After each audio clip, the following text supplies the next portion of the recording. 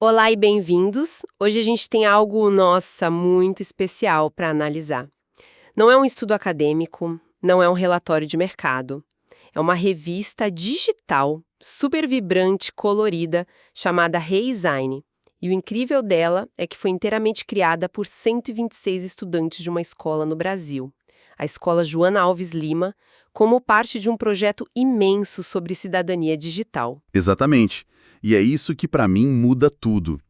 Geralmente a gente analisa pesquisas sobre os adolescentes, feitas por adultos.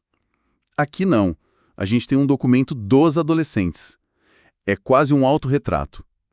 O projeto Adolescência Digital usou metodologias ativas, o que significa que os alunos não foram só receptores, eles foram os pesquisadores, os analistas. A revista é o resultado final, um diagnóstico de dentro para fora. A missão aqui é mergulhar nesse material e usar ele como um mapa, sabe? Uma janela para a gente entender como esses jovens realmente navegam, o que eles sentem, o que eles pensam sobre o mundo virtual. É a chance de ouvir da fonte sem filtro. E o primeiro dado que me saltou aos olhos foi sobre notícias. A pesquisa deles perguntou o que fazem ao receber uma notícia de impacto. E 42,1% disseram que procuram saber se é verdadeira. Eu, honestamente, não sei se acha esse número alto ou baixo. Qual a sua leitura disso? É uma ótima pergunta, porque ele é as duas coisas ao mesmo tempo. Por um lado, o fato da verificação ser a atitude principal, a mais votada, é uma vitória. Mostra que anos de conversa sobre checar fatos estão funcionando de alguma forma. É um sinal de alfabetização midiática. Certo, essa é a metade cheia do copo. Exato. Mas a metade vazia é bem preocupante. Porque se a gente vira a estatística, isso significa que quase 60% dos alunos não têm essa atitude como primeira reação. E o segundo maior grupo, com 34,1%, assume uma postura totalmente passiva. Eles só leem. E essa passividade é a porta de entrada, né? Para desinformação, pode ser cansaço, excesso de informação. Ou talvez uma confiança no que o algoritmo entrega. Sei lá. Pode ser. Seja qual for o motivo, é um campo fértil para que narrativas falsas se instalem. E essa vulnerabilidade não é só teórica. Os próprios alunos percebem isso. Um deles, o Heinik Erik, escreveu uma coisa que resume o risco de forma muito humana. Ele diz assim: é importante procurar saber se a notícia é verdadeira, pois compartilhar notícias falsas pode prejudicar a vida de alguém. Ele não está falando de conceitos, ele está falando de prejudicar a vida de alguém. Existe uma consciência do impacto. E essa consciência é a base de tudo. Mas os desafios, eles evoluem muito mais rápido do que a nossa capacidade de educar para eles. A desinformação não é mais só um texto mal escrito. E é aí que o terreno fica muito mais pantanoso. O projeto também foi investigar a percepção deles sobre deepfakes. E os dados aqui são, para mim, o mais revelador. Quase metade, 46%, diz que já recebeu um vídeo falso e percebeu. Mas o número que realmente me assustou é que 50%, a metade exata, respondeu que não tem certeza se já recebeu. A incerteza domina. E essa incerteza é o produto final do deepfake. O objetivo não é só enganar. É criar um ambiente onde a verdade fica tão difícil de achar que as pessoas simplesmente desistem. A própria revista traz uma definição ótima da pesquisadora Clarissa Mendes.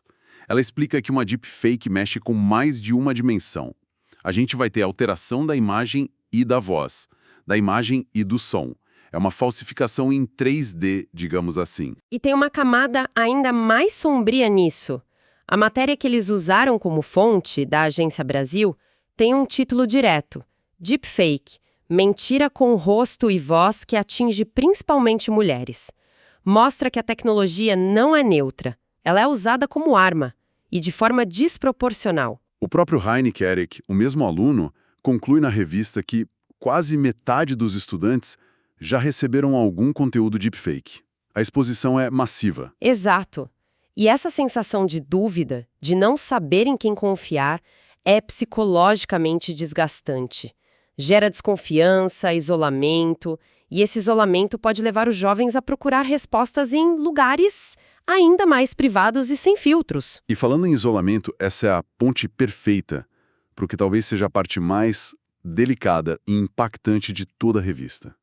Eles perguntaram aos colegas: marque todos os conteúdos que você já pesquisou na internet. As respostas, nossa, revelam as angústias silenciosas deles. É de cortar o coração. E quais foram os principais? O top 3 forma um retrato muito nítido da pressão adolescente, sabe? Em primeiro lugar, com 32,5%, desafios da internet. Em segundo, bem perto, com 30%, dietas para emagrecer.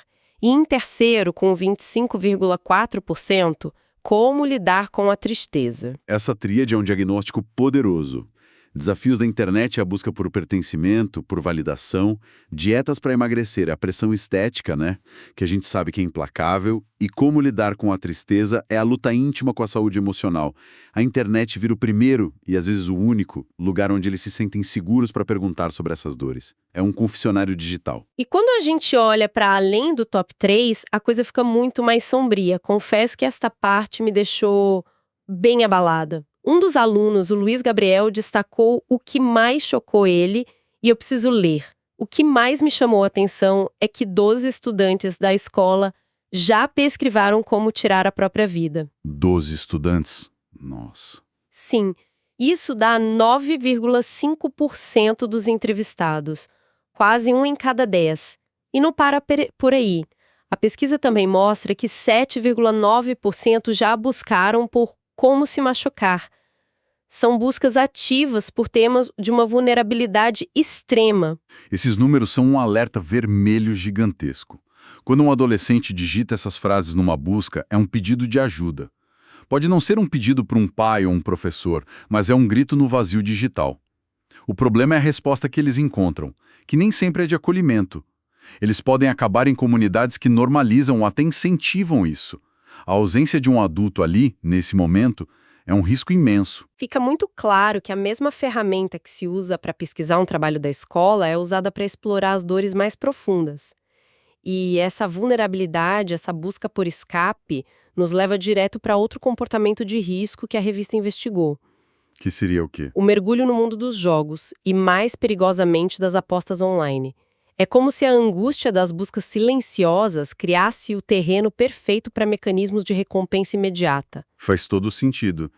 É a exploração comercial da vulnerabilidade. E como os jogos aparecem na pesquisa? De forma massiva. A pesquisa mostrou que 65,1% dos alunos, quase 2/3, já deixaram de fazer outra atividade por estarem jogando online. E o interessante é que eles não são ingênuos. Uma das reflexões da revista diz que o vício afeta a vida social, podem deixar de comparecer a eventos. Eles percebem o custo. Essa percepção é crucial. Eles sabem da troca. E a pesquisa deles conecta isso com dados mais amplos. Eles citam uma fonte da Prefeitura de São Paulo que alerta sobre os prejuízos à saúde e aponta que no Brasil, 3 em cada 4 pessoas consomem jogos eletrônicos. Ou seja, eles entendem que o problema deles faz parte de um fenômeno cultural gigante, o que torna mais difícil resistir. Exatamente. E se os jogos são a porta de entrada, as apostas online são o porão escuro para onde essa porta pode levar. O dado aqui é direto. 9 alunos, ou 7,1%, já perderam dinheiro com apostas. Pode parecer pouco, mas a gente está falando de crianças e adolescentes. Que nem poderiam estar nessas plataformas legalmente. E a exposição a esse mundo é quase total. 85,7% disseram que já viram algum influenciador digital promovendo apostas online. O bombardeio é constante. E aqui o mecanismo é perverso, porque se aproveita da confiança que esses jovens têm nos influenciadores. E os alunos não só identificaram isso, como foram atrás de como funciona. Eles citam uma matéria do G1 sobre o jogo do tigrinho, que mostrou que os influenciadores recebiam contas viciadas com saldo infinito.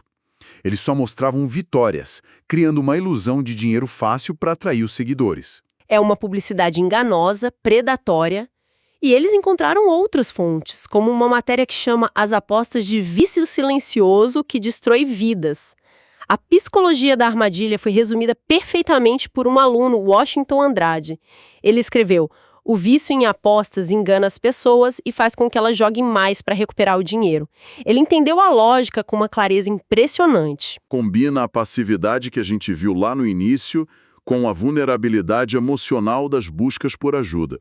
O jovem que se sente triste vê uma figura que ele admira oferecendo uma solução mágica. É um ecossistema projetado para o vício, e os adolescentes estão bem no centro do alvo. Então a gente pintou um quadro bem sombrio até agora. Desinformação, buscas sobre saúde mental gravíssimas, mecanismos de vício. A pergunta é: o que se faz? E a beleza desse material é que ele não é só um diagnóstico. A própria revista é a resposta. Como assim? O projeto em si é a intervenção. Olhando o cronograma deles, não foi uma palestra de uma tarde. Foi um trabalho que durou meses, com pesquisa, produção de texto, entrevistas. Foi uma imersão profunda. E o que eu acho genial na abordagem da escola foi ir além de só alertar sobre perigos. O objetivo era promover uma cidadania digital ativa, crítica e principalmente conectada com a vida real. A prova disso é uma decisão que eles tomaram no meio do projeto. Que foi a de incluir a discussão sobre racismo, certo? Exatamente. No meio de uma revista sobre vida digital, eles pararam para criar uma página sobre comportamentos racistas na escola, aproveitando o Dia da Consciência Negra. Isso mostra que o projeto estava vivo, pulsando com a realidade deles. Eles não separaram o cidadão digital do cidadão. E as falas que eles coletaram são muito poderosas. A diretora Olênia Mesquita diz: na escola, sempre procuramos evidenciar e valorizar a cultura negra. E um aluno, o Kevin Douglas, reflete: foi algo muito legal ver isso na escola. A escola pode ajudar a combater o racismo. E aqui está o pulo do gato. Ao trazer a discussão sobre racismo ou ao incluir fotos de uma oficina de grafite no material, a escola quebrou a barreira entre o online e o offline. Eles mostraram na prática que o respeito que se exige no pátio é o mesmo do chat, que a identidade que você constrói na sua comunidade é a mesma que você projeta online. Essa integração é a única forma de criar uma cidadania que seja, de fato, plena. Então a solução não é só ensinar a identificar uma fake news. É formar um cidadão crítico que entenda que a mesma ética se aplica em todos os espaços. Precisamente. Ao fazer isso, o projeto deu a eles ferramentas não só para consumir conteúdo, mas para se tornarem criadores, para intervirem na própria realidade. Eles deixaram de ser objeto da pesquisa para virarem os agentes da mudança. Isso é transformador. Ao final dessa nossa análise, o que fica para mim é o retrato de um paradoxo fascinante.